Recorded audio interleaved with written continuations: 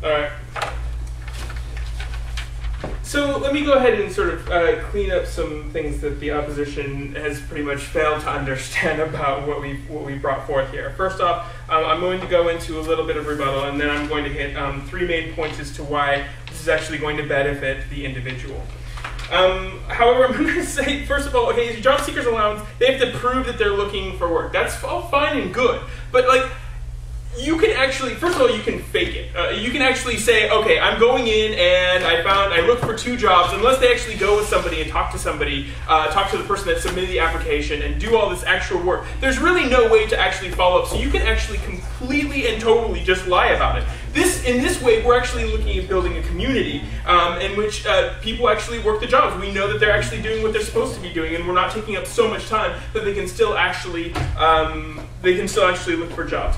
They said, first of all, the idea of prison, and they said, well, we're just giving them a B&B. Okay, anybody can be out of a job. If they're not contributing to society, if they're not looking for a job, what makes you actually think that, like, the fact that they're not contributing to society at all or anything like that, it doesn't make any sense here.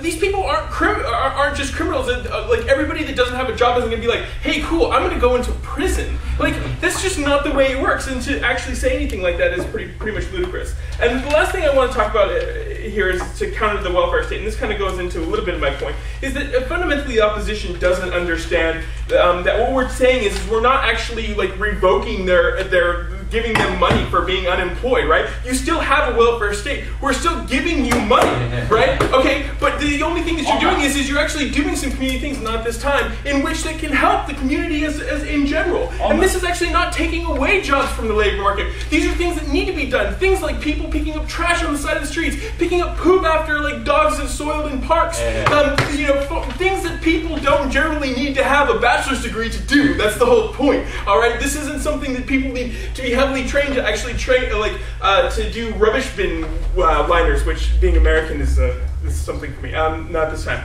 Let me go into my 3 points here. First of all, this actually gives them a sense of dignity, right?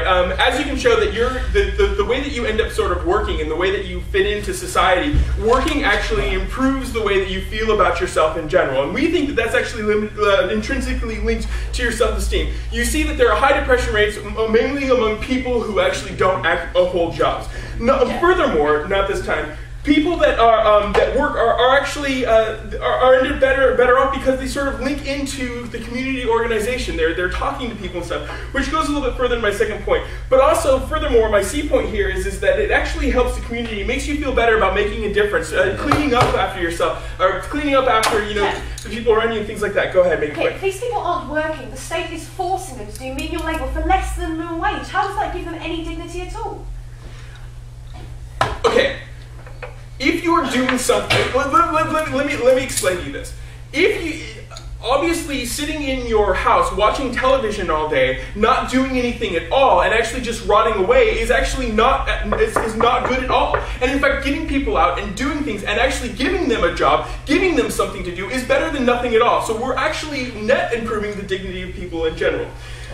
So what we're doing is we're creating a happier society by actually making people work and actually feeling like they're a part of something bigger. Which brings me to the second point, which is social integration.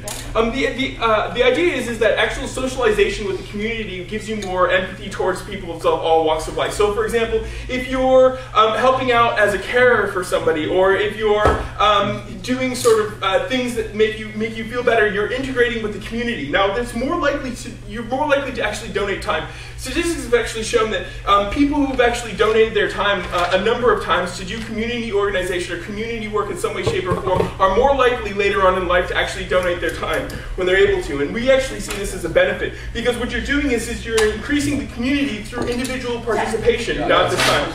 and you have like a tighter knit community because people are working within the community to make it better. My last point here is the individual and social mobility individually. The idea is the more people you interact with, the more you can network, and the fact is that this is actually a way to sort of gain some skills or gain ways of meeting people that actually can hire you later on down the road, can give you references, can actually help you get a job later on in life. Say, yes, this is a great person, and this is somebody that I would actually hire. And we can actually see that intrinsically this actually increases, because when you actually sort of have more people that are able to get better jobs, able to get references, able to get work skills, that actually increases not only GDP and the productivity of the country, but it also gives paid a really cheap way of paid training. So you have a more sort of diverse populace that can do different things in society. For all these reasons, I beg to propose.